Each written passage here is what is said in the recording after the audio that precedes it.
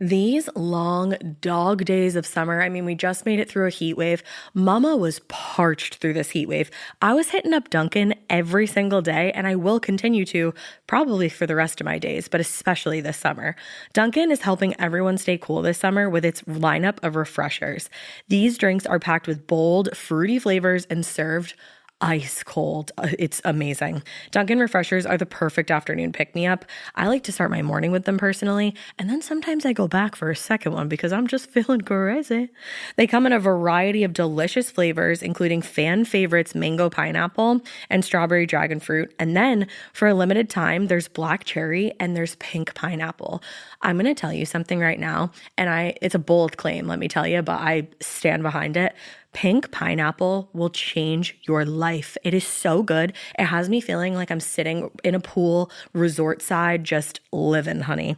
It's so yummy. Try your favorite flavor with green tea, sparkling water, lemonade, or Dunkin's all-new limeade. I haven't tried the limeade yet, but I'm going to. Usually I get my drinks made with green tea and occasionally lemonade, but I do really like the green tea. Or if you don't want to build your own, try one of Dunkin's curated refreshers like the Cherry Lime Ricky or the Ultimate Pink Daydream. The Cherry Lime Ricky, scrumptious. I could drink like 3 of these a day. They're so freaking yummy. Head to Dunkin' today and find your favorite refresher. Dunkin' refreshers contain less than 1% fruit juice. Limited time offer.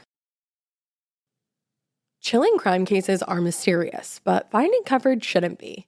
With the State Farm Personal Price Plan, you have options and can personalize your plan to help create an affordable price so you can get back to cracking all of life's bigger cases.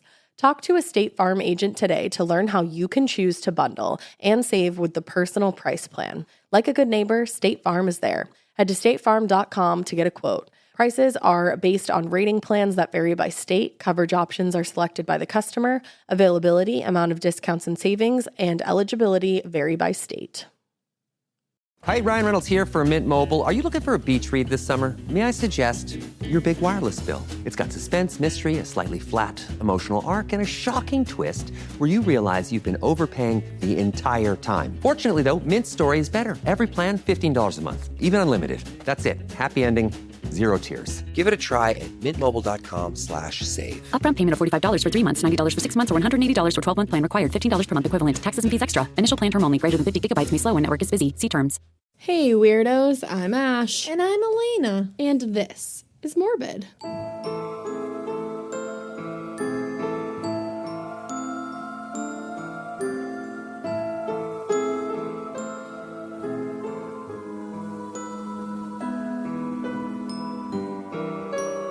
It really is. It's a whole fucking morbid. A whole ass morbid. Bitch. That's right. We're here. And we're finishing up the Bridgewater Triangle. Oh my god, I'm glad you said Bridgewater because you kept saying Bermuda. I know. Yesterday, and I was like, are we doing a different case? You're like, what's happening? Did we switch gears here? What are we doing? We did not. We are still on the Bridgewater Triangle. It's a lot of fucked up shit to talk about. It is. And today is not going to be as lighthearted and fancy-free as last time was. There won't be a lot of talk about, offended big feet. Bigfoot feet. Bigfoot feet. Because unfortunately, also if you hear snoring in the background, that is my dog. Puggles be sleeping. Unfortunately, this episode we're going to be going into the darker shit. Ooh. The real murdery shit. We're still going to touch upon a couple of little lighthearted things that we can boop about, but... That we can boop about. but then we're really going to venture into the bowels of hell. That is my homeland. That's where we're venturing It's actually today. where I'm from. And before we jump in, we just had a couple things we wanted to mention, like the crazy revelation by our beautiful Australian listener, Kate O'Donoghue. Hey, Kate. She was the first one that we got the message from this about, and she wanted to let us know because it's crazy. Are you ready? Apparently, a model named Bailey Schneider in Melbourne. I don't know. Oh, wait, do you guys say Melbourne down there? Because we have Melbourne or Melbourne. Melbourne or Melbourne? I just lost all thoughts. You just stared at me and was like, Melton. I was like, I don't remember anything. I just malfunctioned. real quick. I don't know where I am. I think in Melbourne. Yeah, I think it's Melbourne. Yeah, either one. Well, fuck In it. Australia. It's this, unfortunately, this part is not funny at all. This model, Bailey Schneider, who was only, 25. 25 years old. I think 25. She was found unconscious in her parents' house with a gold cord tied tightly around her neck. I believe it was seen as like a self-harm kind of incident. But the real kicker with this whole thing is that she has a boyfriend, or had a boyfriend at the time of her death. You want to know who that boyfriend is? Can I tell them? Yep, you can. Anthony Hampel, a.k.a. Aunt from Phoebe Handsjuck. Phoebe, guys. Guys, 2 of his girlfriends mysteriously died. I'm just giving you facts. And they're both being touted as, they had Wild all these suicides. Yeah, and they were like, boozing before, and they had These problems. troubled girls. Just very troubled and all this. This is shady as fuck. Here I am telling you that that's not a fucking coincidence, bro. If that's a coincidence, then this is the most unlucky man. No. 2 of your girlfriends died previously? No. Like, it's definitely, and a couple of other listeners were like quick to tell us about it, so we want to thank you guys for bringing it to our attention, because it blew our minds today. a little fucked up.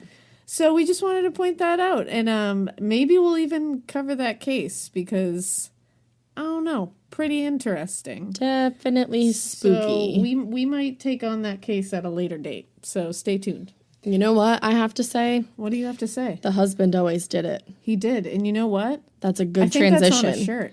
I think it's on a shirt if you head on over to Murder Apparel. Whoa, segue. Oh, she's a segue biatch. She's a segue I'm a motherfucker. segue motherfucker. So, if you guys love spooky, scary merch, Which you do. and you do, I know it. You do. You can head on over to Instagram, the Murder Apparel Instagram.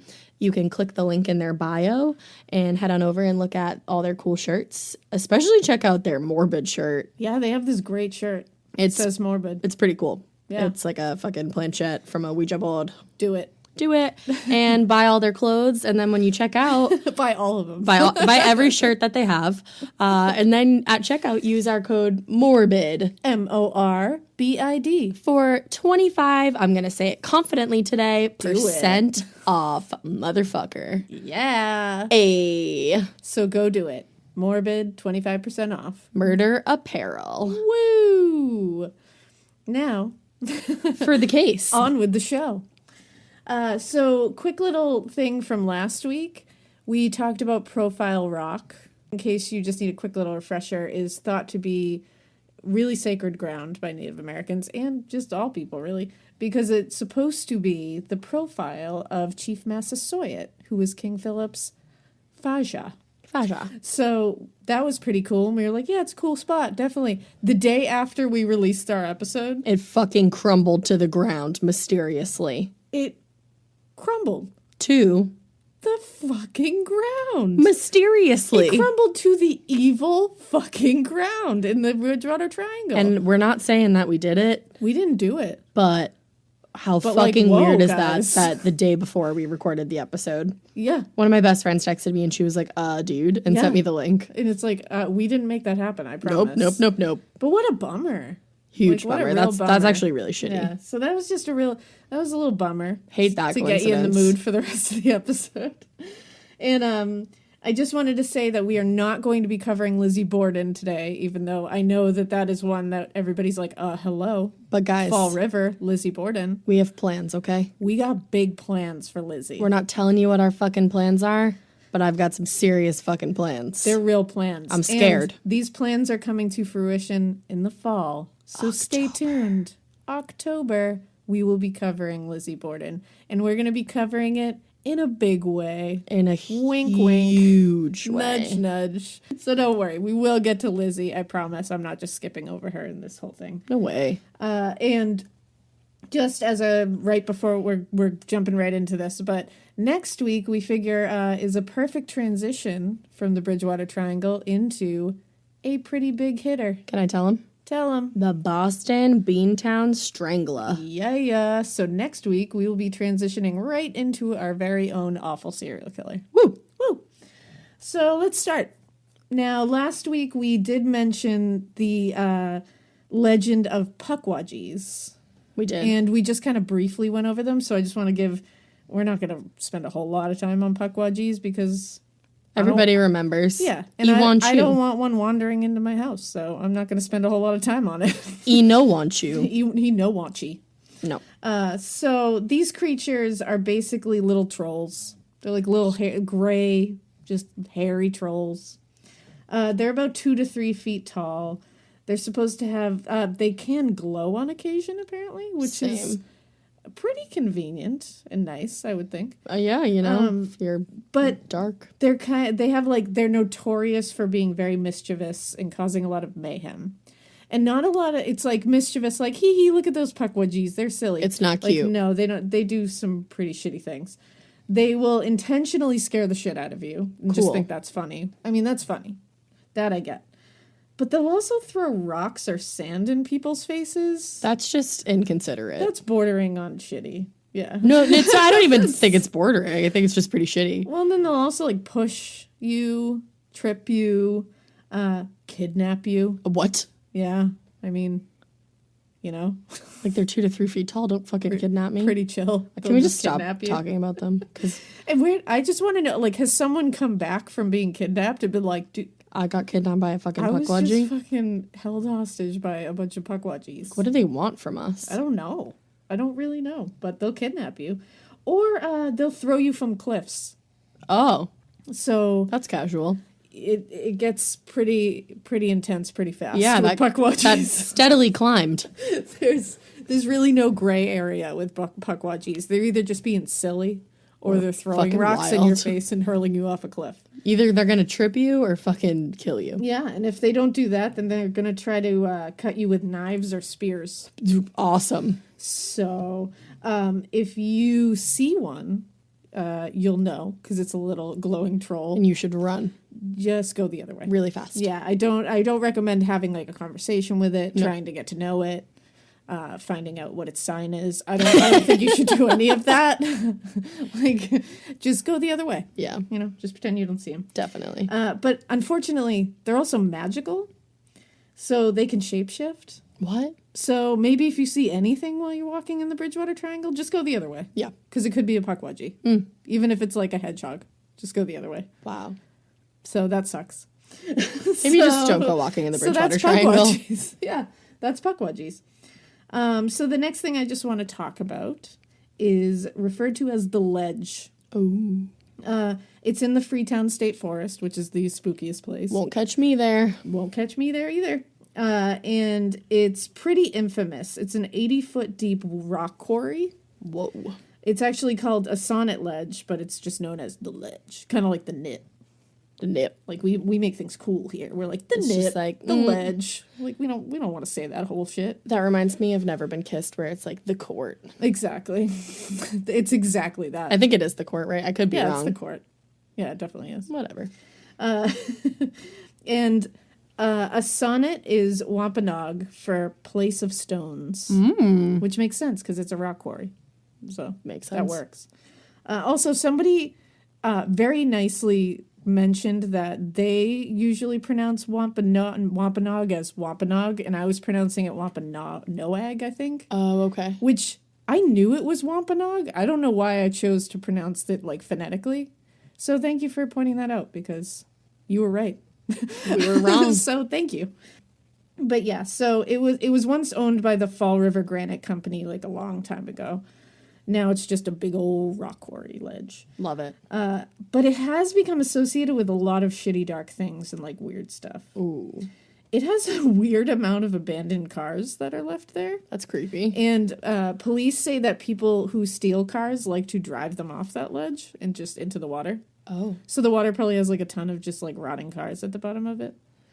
which is weird. Did they get out of the car first? I assume. But I think they just like start it and let it like neutral. put it in neutral and just let it go off the edge, which could be kind of fun to do. Okay, I wanted to say that, but I didn't know if I was allowed because I was like, that sounds pretty fun. I'm not gonna do it. Well, maybe if like my car was like shitty and I knew I couldn't trade it in. There you go. Just let it go into neutral and but I wouldn't take a Thelma and Louise off of a sonnet ledge. Yeah, but I wouldn't be in the Freetown State Forest. So no, I would not either. I guess I'll have to miss out on that. Unfortunately, it's also been the location for at least 18 confirmed suicides. Oh, yeah. I don't have like the details of all these suicides or anything, but 18 is a lot. Yeah, and that's just confirmed. Which it makes sense. I mean, it's a really high ledge, like it's an easy place to, unfortunately. So in one instance because there's also been a lot of accidental like deaths falling over that because it's probably like hard to get your footing and whatnot. Yeah, and people like to camp out around there. And then, I mean, you could easily lose your footing around it. Right. In fact, shortly before Halloween 2007, a 32-year-old man named Paulo S. Oliveira accidentally fell to his death over the ledge while camping with his girlfriend and friends. Oh, wow, that's really sad. Apparently he got up to, because they had a fire like 20 feet from the ledge, and then he went over to pour gasoline over the edge, which I'm not really sure why you would do that. But I think he just lost his footing and fell. Or maybe leaned over too much and he fell. Oh my God, that gives me like anxiety. Yeah. And he died of internal injuries, obviously, so that's a bummer. People who have gone to the ledge have reported, which this is really freaky, and I think we mentioned it in the last one, but this just like gives me the hate heaves. this. They feel this real sense of dread and like foreboding feeling. They say like I'm like a sick feeling, and then they also say that they feel like compelled to jump over the side. Like they get this weird sense like I need to jump off this. They don't most of the time. But they'll say, like, I really felt like somebody was, like, mentally pushing me over the edge. Oh my God, that stresses me out beyond measure. measure. Which is really creepy. In 2004, a man who was there with his friends and his girlfriend actually leapt to his death. Jesus. And his family said he had no history of depression, never expressed any suicidal thoughts. Like, even his girlfriend was like, he suddenly just jumped over this thing. Oh my God, I can't even imagine. Yeah. There are also, this is super spooky. There's a lot of reports of people seeing a woman dressed in white jump over the ledge, like the ghost of a woman dressed in white, jump over the ledge, and right before she hits the water, she just disappears. That's terrifying. And she'll just take like a flying leap off of it. I just got goosebumps. Yeah. Thanks. So people say they like see like ghosts jumping off the ledge. Like that's terrifying. Yeah, I hate that. And people who live around a sonnet and the ledge in particular say that this is really creepy. They say that the woods scream. Oh, okay. Like they emit this strange screaming sound that can't really be explained. No, thank you. And so they're like, the woods literally scream. Like they wail. Can you do it? I like when you do the screams. And you're like, what was that? Can you imagine just like driving by the woods and it's like, and you're like, I'm gonna go faster now. Bye. I'd be like, Forrest, are you okay? Did somebody push you? Do we need to talk? Do you want to talk about something? You want to have a cup of coffee? All right, there's a Starbucks down the street. Yeah, it's fine. Come on. We Come can on, get trees. through this, Let's trees. We can get through this. Do Forrest. trees have It'll be coffee? fine. I don't know. Yeah, totally. Get you a decaf. The ledge was also the site of a really infamous UFO sighting made in 1974 That's cool. by then Governor Ronald Reagan. Oh, shit. So Reagan was like, no, I saw this. I saw a UFO. And why was he in the Freetown State Forest? He was flying in a Cessna over the ledge. Oh. He was the pilot was an Air Force Colonel Bill Panter, and he had two security dudes with him. They said while they were flying over the ledge, all of a sudden they saw this weird, strange light that was like tailing the plane. No thanks. And the light would accelerate, decelerate, like was acting really weird, and then it would stretch out. And this all happened within the space of like a few minutes. Like it would start stretching out and then get smaller and then accelerate, decelerate. And then they said it suddenly shot up at a 45-degree angle at like a super high rate of speed, and then it disappeared. Oh. So it just like shot up at a 45-degree angle and was like boop, Can you imagine witnessing that? Right? And it's Ronald Reagan that said this. And Reagan, told this to a newspaper. Was like, no, I saw this. He was like, it's legit, everybody. And everybody in the flying car, in the plane was like, no, we saw this. Like, and we have no idea how to explain it. What the fuck? So, speaking of UFOs, why don't we talk about a couple of UFO sightings in the Bridgewater Triangle? UFOs. There's a plenty. Let's hear it. We're just going to kind of pop through these real quick. So, on May 10th, 1760... So a couple long ass time ago. The first documented UFO sighting in the Bridgewater Triangle. They just said it was like a ball of fire in the sky. A ton of people saw it. It was really reported weird. Widely. In 1908, on Halloween night, 2 undertakers were driving a carriage. That's sick. From West Bridgewater. And shortly after 3 a.m., they said that they saw up in the sky, quote, an unusually strong lantern that lit up something big that looked like a balloon bag. Oh. They said it was really weird. They said they watched it for 40 minutes. They thought it was like a hot air balloon. Yeah. And what's funny is that they made sure in the reports to be like, all balloons were accounted for that night. What?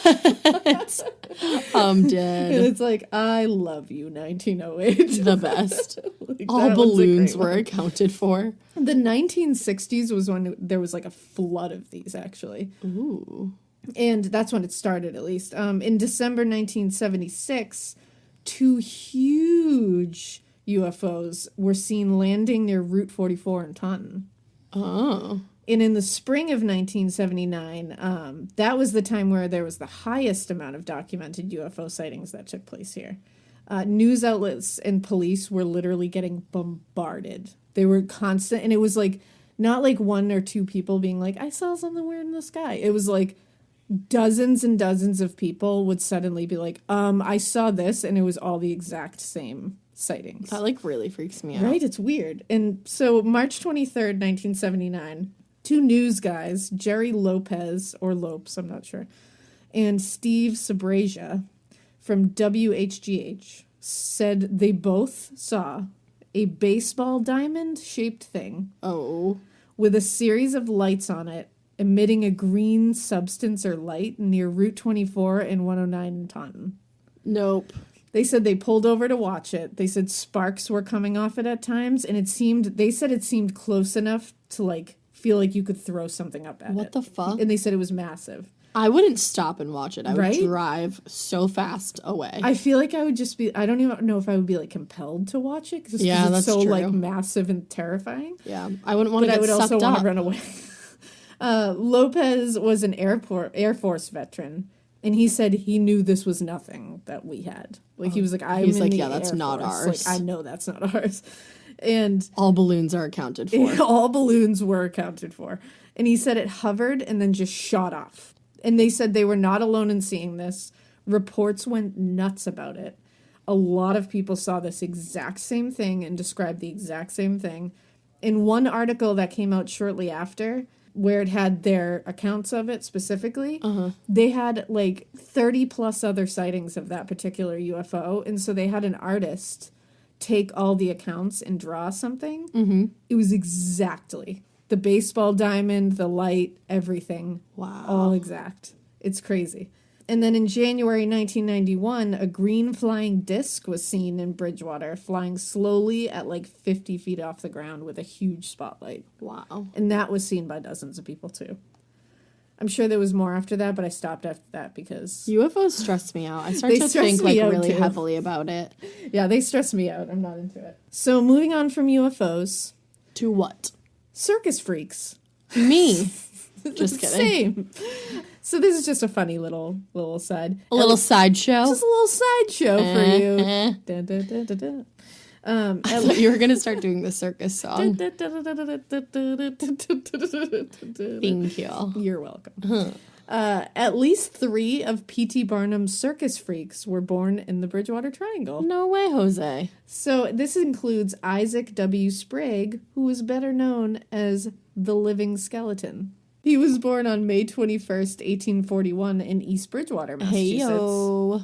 Well, so his weight fluctuated slightly, but an official measurement taken by a doctor when he was 44 years old put his height at 5 feet 6 inches and weighing 43 pounds. How did he survive? The photo of him is terrifying. He has like a totally normal head and he is literally a skeleton. What? And they said he had some like weird affliction. Basically, it was like some kind of muscular thing where he had to constantly, I guess he carried around like a jug of like whole milk around his neck all the time and just constantly drank it to like stay alive, basically. What the fuck? Yeah, it's really bizarre.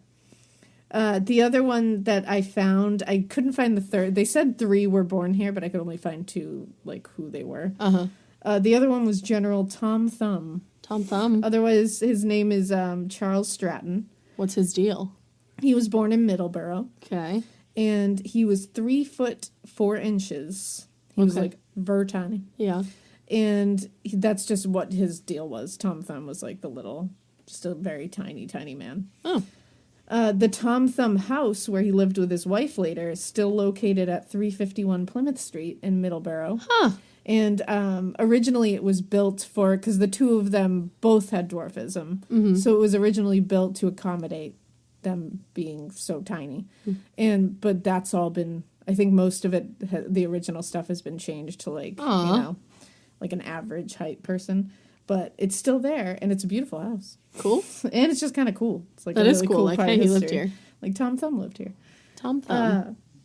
Then we also had some giant bones that were found in the Bridgewater Triangle. Nah, those were just mine. You know. An 8-foot skeleton with double rows of teeth. What? Was found in Deerfield, Massachusetts. Double rows of teeth? Yup. Another 7-foot skeleton with double rows of teeth was found in Martha's Vineyard. Oh, I love the vineyard. In Hadley, Massachusetts, there was a 7-foot skeleton with double rows of teeth. And in Middleborough, Massachusetts, a 7-foot skeleton with double rows of teeth. Like a human skeleton? Yeah. Like what? humans. Whom's? So that's, I don't have a whole lot, because go Google that. Well, like that in and of itself is like a lot of information It to is. process. Well, and it's, if you go Google that, there's not a lot of information about it. You have to really Weird. do a lot of digging. So I just thought that was an interesting little aside. Now that we've gotten through a lot of the fun, fancy-free stuff, we're gonna fuck up your world. we're about to dive into the abyss here. I'm about to dive in. So strap in and hold on to your butts. Hold on to your booty. Now, the Bridgewater Triangle is known for a lot of really heinous crimes and a lot of cult activity. Oh. The late 1970s and 80s in particular, there saw like a spike in this. Mm-hmm. It's particularly in the Freetown State Forest area and the Hockomock Swamp. Police kept finding tons of evidence that showed that there was probably a devil-worshipping cult trolling through there. This is an actual devil-worshipping cult. Like these people worship the devil. Yes. They do sacrifices. It's friendly. not chill. This is not copacetic. This is not casual at I all. love that word. It feels good coming out Copacetic. of your mouth. It really does. Just had to say it. So what the police ended up finding during this time was they'd find like underground bunkers that were used to carry out rituals, because there'd be, altars and pentagrams and evidence of animal sacrifice and all this crazy stuff. There was a famous story from the 1980s. A bog worker said that trespassers were kept like coming at his shack, which was in the forest, and they were all dressed in black robes. No thank you. And when he contacted the police, investigators found a large pentagram on the ground, and they saw this like design made of stones, like it was a ritualistic kind of thing. The pentagram was taken away and the stones were taken away, like everything was cleared up. But when they visited the scene the following day, all of it was back. Ooh. Like right where it came from. That's spooky as fuck. Yeah, isn't that creepy? So that was just a weird little story. They're like, yeah, nice try. Yeah, they're like, no. And then there's also been a ton of cattle mutilations reported. Oh, which come is a on. bummer. Don't do that. There was a butchering of a cow in the woods, and a group of calves were found really badly mutilated in a clearing. Both of those things happened in 1998. And obviously they were thinking this is some kind of cult. Like it's a ritualistic sacrifice. It wasn't like it was by other animals or anything. This was ritual. Yeah. Which is really fucked. It really is very fucked. I mean, I eat burgers, but like, come on. but I don't mutilate the cattle beforehand. And it bums me to think about it. Yeah. So not gonna have a cheeseburger tonight. No, definitely not. Wow. There have also been reports of cats and dogs found mutilated and like placed in ritualistic ways in there. So that's all a big bummer. So this is all happened. Like people, they found like lots of evidence of all this stuff. So there's something weird going on. For sure. Chilling crime cases are mysterious, but finding coverage shouldn't be. With the State Farm Personal Price Plan, you have options and can personalize your plan to help create an affordable price so you can get back to cracking all of life's bigger cases. Talk to a State Farm agent today to learn how you can choose to bundle and save with the Personal Price Plan. Like a good neighbor, State Farm is there. Head to statefarm.com to get a quote. Prices are based on rating plans that vary by state. Coverage options are selected by the customer. Availability, amount of discounts and savings, and eligibility vary by state. Hi, Ryan Reynolds here for Mint Mobile. Are you looking for a beach read this summer? May I suggest your big wireless bill? It's got suspense, mystery, a slightly flat, emotional arc, and a shocking twist where you realize you've been overpaying the entire time. Fortunately, though, Mint's story is better. Every plan, $15 a month. Even unlimited. That's it. Happy ending. Zero tears. Give it a try at mintmobile.com/save. Upfront payment of $45 for 3 months, $90 for 6 months, or $180 for 12-month plan required. $15 per month equivalent. Taxes and fees extra. Initial plan term only. Greater than 50 gigabytes may slow when network is busy. See terms. Now, let's talk about one really famous case that's a real bummer. So just get ready for it. You still holding on to your butts? Keep holding on to them. This is the murder of Mary Lou Arruda in 1978. This is a very rough one. In this case, actually, my dad was one of the ones that he was like, you have to cover this case. Because it was like, because it's so such huge. a crazy case. On September 8th, 1978, 15-year-old cheerleader and all-around, like, adorable girl, Mary Lou Arruda, was seen riding her bike near her home in Raynham, Massachusetts at 4 p.m. At 4:30 p.m., a boy found her bicycle abandoned by the side of the road. There was skid marks from a car and a cigarette beside it. Mm-hmm. So it was very clear that she had been abducted off that bicycle. Right. A ton of witnesses came forward and said that they saw a green car with a black racing stripe speeding away from the scene at about that time. What a fucking, like, ballsy move, too. Right? In your Just green right car on. with a racing stripe. Seriously, and right off the street. In the middle, like, daylight. Yeah, daylight in your green-ass car. It's insane. The police were able to get enough descriptions of everything to put together a sketch of a suspect. Mm-hmm. That was put everywhere, all over the place, because obviously she's a 15-year-old girl. Yeah. Like, this was a high-profile thing. So, huge police investigation, and over a month later, they still didn't have any leads. But then a decomposing body was finally found on November 11th, 1978. It was Mary Lou Arruda. That's horrible. The way it was found, though, is horrific. Okay. She was found tied to a tree in the Freetown State Forest. And what was figured out about her cause of death was that she had been alive and she had been beaten and battered brutally. Oh my God. Beyond, and had been tied to the tree in a standing position. Oh my God. And when she had lost consciousness, the weight of her body had caused her to asphyxiate. Jesus Christ. So she was tied to that tree after being brutally beaten. And she was tied standing up and then just was standing out there and lost consciousness and ended up strangling herself. That's the most horrific thing I've ever And they did heard. determine that she had died the same day that she went missing. Oh my God. So she had been out there for a full month tied to that tree. Wow. Awful. So authorities did really quickly find the suspect. Okay. Because he matched the sketch perfectly. Oh. His name was James Cater. Douchebag. He was a donut maker. No. And he owned a car matching that bright green 1976 Opel with a black racing stripe, which it's not like everybody has that car. Yeah, seriously, what a fucking specific car, you idiot. It's not like you're driving like a Nissan Altima just rolling down the street. And they also found out that he smoked the exact same brand of cigarette that was found at the scene. Great. He'd also been in trouble before. Oh.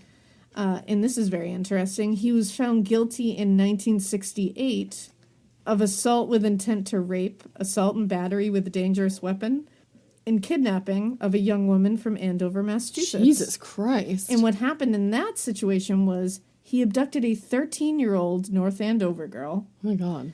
on her bicycle and tied her to a tree. Oh, okay. So he pled guilty to that What? and served a prison sentence. How long? But he was let out. I'm not exactly sure of the prison sentence, but it was way too short. Jesus. And even the investigators were like, he never should have been let out. no, should have because been, like, obviously... obviously he did the exact same thing. Shortly after his release from that, he abducted Mary Lou. I think it was all something could have like been stopped. it was actually. I think it was exactly a decade later he abducted Mary Lou. Wow. So he was sentenced to life in prison for Mary Lou Arruda's death. Thank God. He did deny up until the point where he dead now. Yeah. Up until he died, he said he had nothing to do with the Mary Lou Arruda case, but he obviously did. Yeah, I He's mean, just a piece of that shit. really makes no Yeah. fucking sense. He's just a piece of shit, and he wasn't going to give anybody Anyone closure or closure. anything. Yep. He's just a fucking asshole. Loser. According to police, he also had once ran a woman off the road in his car and tried to abduct her. Oh my God. In another incident, he attacked, this is awful, a 63-year-old woman in a cemetery with a chair leg What? and attempted to rape her. She was there grieving at her husband's gravestone. Oh my God, no. Yep. He also, this is just an awful little fact about Mary Lou Arruda's abduction. When he kidnapped her, he would have had to drive past her house. Oh no. To bring no, her no, where no, she no, was no, found. No. And to me, like, that one fact haunts No, me. that's so fucked up. That this 15-year-old girl just got Drove plucked off the past her street house. and watches her house drive by. Oh like, my God, you just that watch fucked your me safe up. space just gone. disappear. Like, I know that's a real bummer, but it just, like, hit me when I Oh read my it. I was God. like, I just think about that. I'm like, oh my God. That makes me Like, really nauseous. Yeah, that, like, really just, like, got me in the feels. That's horrible. So today, actually, in Raynham, there's a soccer field named after Mary Lou. Oh. And there's also a street called Mary Lou Court. Oh. So she's well loved and well missed. Oh my in God, Raynham, that hurts my Massachusetts. heart so bad. And James Cater died of cancer on Good. January 23rd, 2016. And everyone was super psyched about it. Yeah. That whole town, which I don't blame them at all, was like, good fucking riddance. Yeah, bye. Like, a lot of people were like, yeah, I wish he had gone sooner. Like, he should. I'm glad he suffered, though. I am too. I'm glad he suffered. Enjoy your and he cancer, had to spend dickwad. that much time behind bars. Yeah. Now, residents who live near the place she was found, like now, will say that they sometimes hear screaming and crying from the forest. And they No. say it's like the ghost of Mary Lou. That's really awful. Isn't that awful? I hope that it's not. I hope that she got peace. I hope it's just a bunny, Yeah. unfortunately. But But yeah. I'd rather bunny than her tortured yeah. ghost. Yeah. Because bunny screams, don't they sound like human They screams? do. Didn't we talk about that We one time? did, because something killed a bunny outside our window one night, actually. I think we were talking about it in the Axeman of New Orleans Yeah. episode. And I said it sounded like a child screaming. Like, we freaked out for a second and we're like about to run outside. Oh my God. Don't And then do we were that. like, that's an animal. Yeah. So yeah, it's an awful sound. You don't ever want to hear it. Oh. So unfortunately, that is the awful, awful murder of Mary Lou Arruda. The other infamous case we are going to cover is the Carl Drew and Robin Murphy This is case. fucked. So this kind of took place around this infamous little place in the forest called the Ice Shack, which is a small building that was used for logging in the 1940s. And it's just this creepy little shack. Yeah. But a lot of cult members, I guess, use it for their shit. And this happened to be one of them. Okay. And a lot of drug dealing happens in that structure and murders. Great. So on October 13th, 1979, Detective Alan Sylvia was called to a Fall River high school where the brutally mutilated corpse of a young woman was found under bleachers What? by two women who were walking around the track one morning. Oh my God. She was found face down in a pool of blood. Her wrists were bound in front of her with fishing Oh line. my God. The detective said of all the homicides he had seen, this one stuck out as the most vicious he had ever seen. Wow. And she was nude from the waist down. Her body was unbelievably beaten, and her face and head had literally been crushed. Oh my God. Like, they said they couldn't even tell it was, like, a face anymore. Jesus. Near the scene, police found bloody rocks and believed she'd literally been stoned to death. What the fuck? Yeah. The medical examiner's report said her skull had been crushed by multiple blows, and there were also several stab wounds to her head. So that's like way fucking overkill. Way overkill. She was identified as 17-year-old Doreen Levesque. Jesus, 17 years old. That's awful. And she was beautiful, too. Oh. She was a local runaway from New Bedford. Oh. And this was in Fall River, remember? She had been working as a sex worker around the area. And so, of course, immediately they're like, okay, we got to start thinking of clients that could have done this. So after the discovery of her body, the trail went pretty cold pretty fast because they just didn't. It's tough. It's tough, yeah. Right, And she's there like wasn't a runaway. Yeah, and there wasn't anything left at the scene that was going to tie her to anybody. And she was from New Bedford, so she was already a transplant, and they were like, we don't know what to do. Well, 3 months later, another victim was found in the Freetown State Forest, and it was by a man walking his dog. And he stumbled upon the body. Since Massachusetts gets so fucking cold in the winter, the cold had perfectly preserved the body. Oh, shit. Decomp was, like, little to no decomp was present. And they figured out that she was there for 3 months. Oh, my God. That she was literally, like, preserved. In pretty good condition. There was, like, she no hadn't decomposed. decomposed. This victim was also partially nude, badly beaten. Oh, same thing. And her face had also been crushed. She was laid out on a huge stone that investigators described as resembling an altar. Oh. So she was posed. Mm-hmm. There were little pieces of concrete found in her hair, and the medical examiner determined a concrete block was used to crush her head. Oh, my God. She was later identified as 19-year-old Barbara Raposa. She had also been working as a sex worker in Fall River at the time of her death. She had been reported missing 3 months earlier. Oh, no. Around the exact time that Doreen Levesque was found. And she was last seen with and reported missing by her boyfriend, Andy Maltius. Mm-hmm. He's a creep. Oh, good. He was a pedophile, a rapist, and a sexual sadist. Oh, no. And he also was a devout Christian. That was like, and apparently he had turned into a devout Christian. That was what he claimed. Turned into it after he, like, being a pedophile, rapist, and sexual sadist. Oh, he decided to saved. change his ways. Oh, okay. We are not saying anything about that except that it is saying. a fact. He used to be a devil worshiper, but he turned his ways around, apparently. And he believed that there was a cult in the area. He told investigators there's a cult in the area, a devil worshipping cult. Me and my girlfriend Barbara were part of it at one point, and he thought they were responsible for this whole thing. Okay. Now, right away, both scenes made it look like the girls were ritualistically killed somehow. Right. So now rumors of that devil-worshipping cult practicing in the forest Was the Satanic Panic too? Pretty much, yeah. Okay. Fueled by the fact that there had been animal mutilations for a while, and they're, like we talked about, started making people go crazy. Of course. Now, Andy Maltius comes forward to the police and says that he and Barbara were part, because then he comes back and he was like, okay, maybe we were still a part of this devil-worshipping group a little bit. Yeah. And he said it's like 10-plus people. Most of them were in the local sex working industry. And he said one of the high leaders of this whole cult was a 25-year-old pimp named Carl Drew. Oh. See, this was the kind of satanic situation where they actually were worshiping Satan. Right. Like, they met in the forest, they tried to call him, and they sacrificed animals and apparently people. To try to do his bidding. The detective Sylvia said he and another investigator were let into a couple of the members' apartments. Oh my God. And started seeing that this shit was real. They were let in because a lot of the members didn't want to be, like, accused of this. Suspects. So they were like, we're just going to try to comply. Right. They were able to chat with a couple of the members after one of the meetings. And Karen Marsden was one of these members. She was a 20-year-old sex worker in the group. Mm-hmm.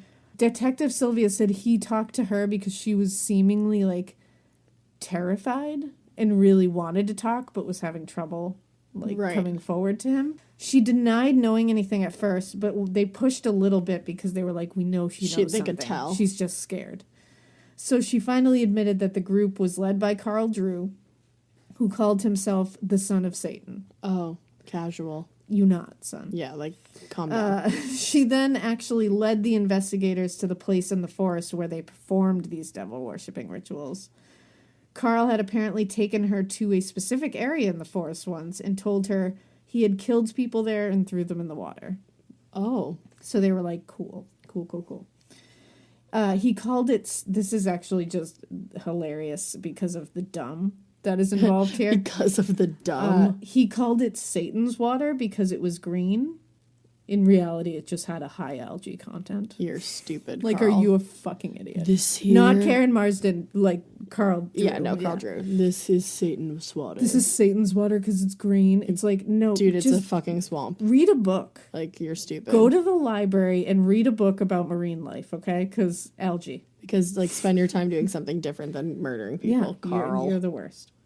When they searched around that area while she was showing it to them, there were pentagrams everywhere and makeshift altars and evidence of animal sacrifice. So they were like, she was telling the fucking truth. This was the place where they did it. Karen then broke down out of nowhere. Okay. And she said she was absolutely terrified that she was going to be next.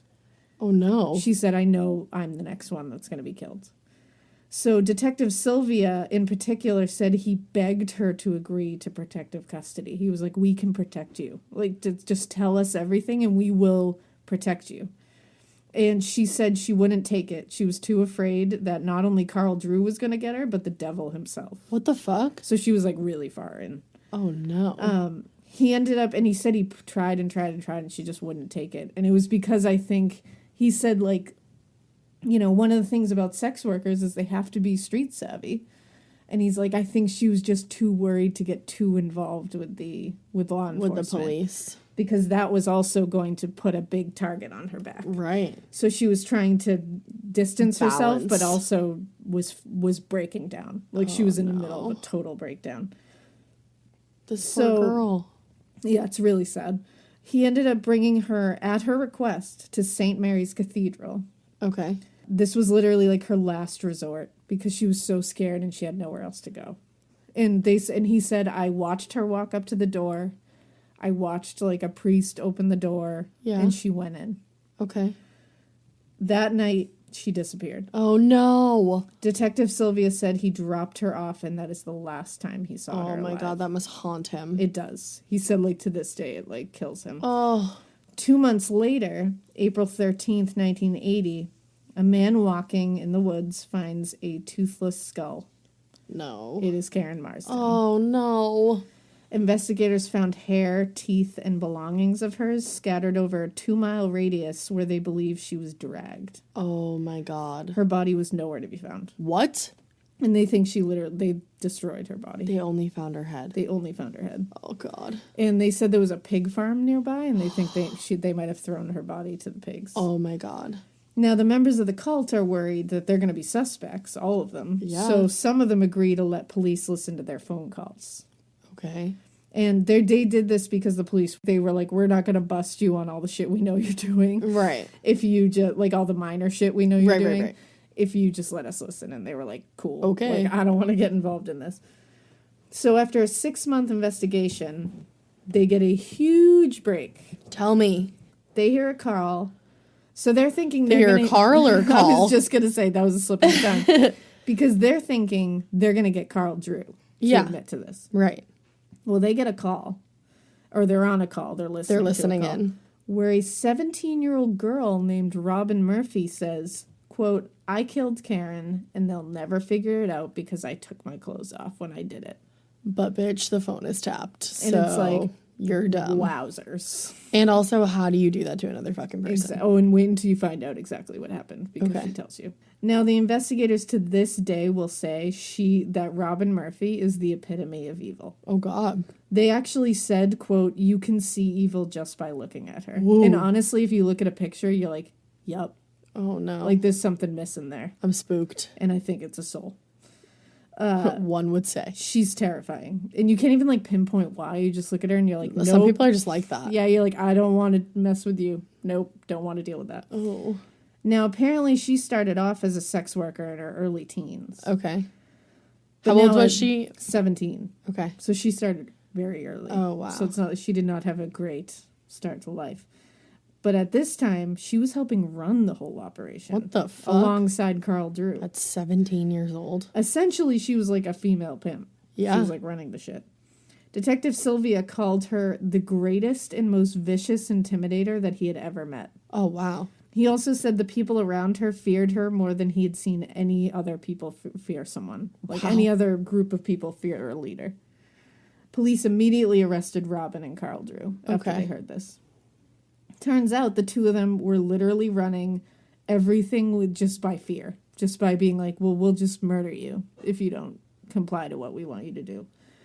They believed Doreen was killed because she was an outsider who was coming onto their territory. Because she was from New Bedford. Oh. So she was kind of like, she wasn't part of their whole thing. So like the they cult? weren't getting money. Like she wasn't pimped out. Oh. She was like a freelancer. She was doing her own thing, and they were like, fuck you. So they were like, she's stealing money from us. Oh, Jesus. That was why she was killed. And Barbara Raposa was killed because she knew too much about Robin's hand in Doreen's murder. Because Robin also had a hand in Doreen's murder. Investigators believe Karen Marsden saw Doreen's murder as well, and that's why she was so racked with fear. Because she saw Doreen's murder. She saw what happened to Barbara, who had seen Doreen's murder, and she was like, oh, I'm next. That's why she was saying, like, I'm next. And then They're going to kill me. Basically, Carl Drew and Robin Murphy were murdering these girls together. Wow. Both of them had hands in it. Robin Murphy agreed to plead guilty to second-degree murder for the murder of Karen Marsden, and she would get immunity in the other cases if she agreed to testify against Carl Drew. Okay. So she said she would. Yep. She said that Drew ordered that Karen Marsden be killed right after Detective Sylvia dropped her off at St. Mary's Cathedral. They were, like, following them? Yeah, and that was on February 8th, 1980, that she was murdered. And Detective Sylvia said, he was like, I had a feeling. Like, just a bad He's like, feeling. I didn't know what was going to happen, but he was like, something really bad is going to happen to her. I just know it. Oh, no. Because he said her fear was just unbelievable when he dropped her off. The way she was murdered, Karen Marsden, is horrific. She was raped and tortured before being brutally killed. Oh, no. Marsden had allegedly had her hair and fingernails ripped out while she was still alive. Oh, my God. And she was found toothless. Oh, my God, oh, my God, oh, my God, oh, my God. She had been savagely beaten over the head with stones until Drew threw her over his knee and snapped her neck. And also slammed her head into the ground over and over and over to break her neck. Oh, my God. Her head was then cut off and kicked around by other members that were there. What? They literally kicked it around like a soccer ball. Her fingers had been removed to steal her rings, and a large X had been carved across her chest. And this is all from Robin Murphy telling this. And then did they feed her to the pigs? And she didn't say that. She wouldn't say what happened to her body after that. Oh, my God. And people think that Robin was the one who, like, cut her throat. Oh, my God. Robin Murphy did testify in court to her part in the murders. And also said that Drew was 100%, like, the mastermind next to her. Murphy said that Drew killed Doreen, too, but after they talked to other members, they also were like, she had a hand in it too. Right. Like, don't say that it was just Carl Drew who killed Doreen. Yeah, like you did it had too. a hand in it as well. And what they said was it was Robin Murphy who, when they killed Doreen, the first girl, Yeah. she made them all pick up a rock and hit her with it so that they'd all be implicated. And she was like, see, my God. now none of you can go to the police. Like, What she was a the fucking fuck? monster. No one was convicted for the murder of Doreen Why? because they couldn't tie anything to it. Oh, my God. They know they did it, but, like, You can't she tie was that never many people fully to it. convicted. Barbara's boyfriend, the pedophile and awful person, was convicted of her murder and died behind bars. Wait, so he was in on it? Yeah, so he was in on the whole thing.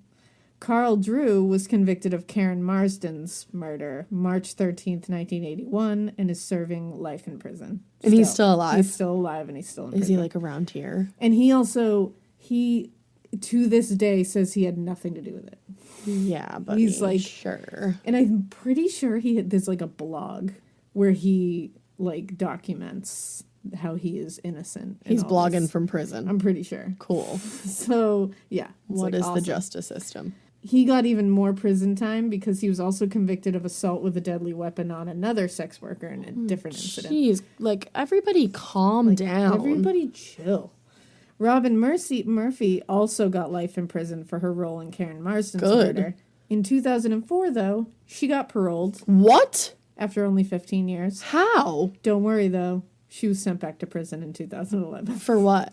Because a state trooper stopped the car she was driving in Revere, and the person she was with was another woman who had a felony record and possessed heroin, and that was against her parole. Oh, so so she got thrown back in prison. Good. Murphy applied again for parole in 2012, and she told the parole board that the woman was just like an acquaintance and she had no idea who she was really, and that she was just giving her a ride. They denied her parole. Okay, good.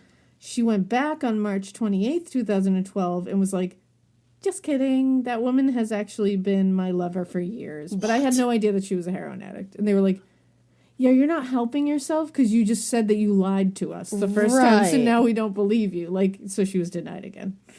What a And moron. she's still in jail. She's still in prison because they've denied her parole. So she's back to life in prison? I think she can only be eligible for parole hearings until like 2022 or something. Uh-huh.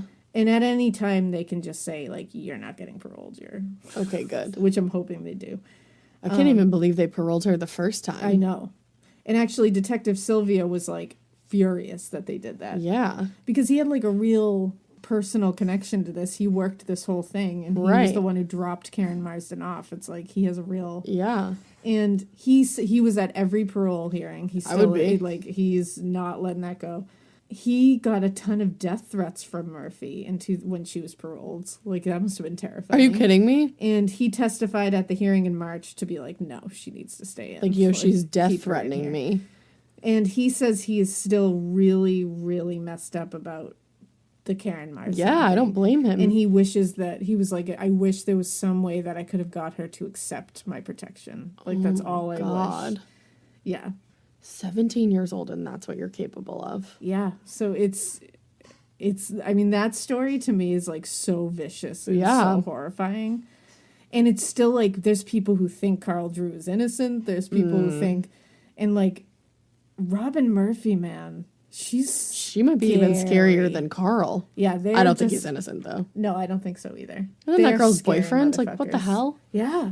The whole thing is terrifying because it's not like, not that there's any great way to die or No, be murdered, of course but it's not, but like that's they like some of the most tortured these brutal. people. And at one fingernails point, really freak me out. right?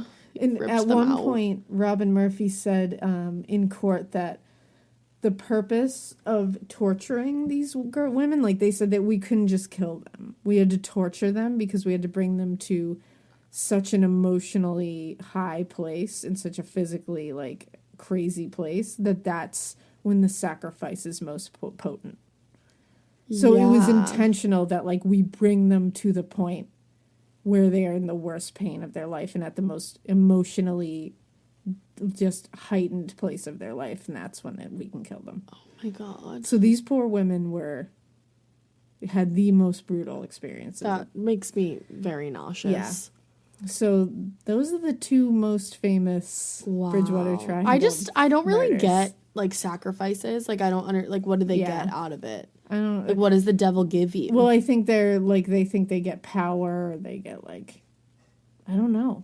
You'd have to be in that like crazy ass mindset. No thanks. And I am just not. I have a lot of busy days. I have so many busy days. I can't sacrifice people. I'm sorry. Can't Lots do of it. plans. So that is going to wrap up Wow, the Bridgewater Triangle. our look y'all. into the Bridgewater Triangle, Tune in next week for the fucking Boston Strangler. where to it's going to really- get even worse. to really just get So, worse. We're just going to slip down this really shitty dark slope. Also, Alaina's mom / my grandma was living in Boston at the time of the Boston Stranglers' reign, and her fucking door didn't lock, right? Or something like she that. was Or you living- could open it with a credit She card. was living in Boston at this time in an apartment with like a couple of other girls. And you could literally open her door with a credit card because it was just like this janky store. And she was like, yeah, it was really scary. I'm like, Ma what? survived the wildest shit, dude. So she's like a badass who love survived her. that time. But we're going to go into a real deep dive into the Boston Strangler next week. So stay tuned. So we're going to go ahead before we cut ourselves out here. Yep. We're going to thank our beautiful patronesses because we haven't in a couple of episodes because it's been crazy. So the first patronus that we want to thank this week is Seal Hook. Steel Hook, girl, /mans, I would write you a book. I'm going to write you a book. I'm going to call it the Hook Book. That's a great name. Great name. Thank you so you. much, Seal. The next person we want to thank is Misty Rogers. Misty Rogers, you leave me misty-eyed I'm just misting over here. because I'm so happy you donated to our Patron. I love you, Misty. Thank you. Thank you. The next one we want to thank is Rob Dean. Rob Dean, are Rob you Dean. related to James Dean? Even if you aren't, we love you. And appreciate you. Thank you so much, Rob Dean. Thanks. The next person we want to thank is Shaylee Thorpe. Shaylee Thorpe, we're glad that you're not a corpse. We're really glad about that. And if you are a corpse, that's okay too. Everything's fine. Thank you so much, Shaylee. Thank you. The next person we want to thank is Derek. So hot right now. Thank you so much, Derek. Thank you. The next patronus is Claire Looney. Claire Looney, I'm loony for you. I love you, Claire. Thank you so much. Thank you. And next up is Zach. So hot right now. Thank you so much, Zach. Thank you. Next up we have T. Shugs. T. Shugs, are you a rapper? You better be. Write us a rap. Do it. Thank you. Thank you, T. Shugs. The next person we want to thank is Shantae Gorman. Shanta, hey. Shantae. Thank you. We love you, Shantae. Thank you so much. And last but not least this week is Patricia Kelley. Patricia Kelley, we have the same last name and neither of us is smelly. Neither one of you. Hey, hey, hey. Thank you so much, Patricia. And thank you to all our patronesses. We love you so much. You guys are the best. You are. You're the best. Tune in next week. And before that, you can follow us on Instagram at Morbid Podcast. follow us on Twitter. A Morbid Podcast. Join the Facebook group.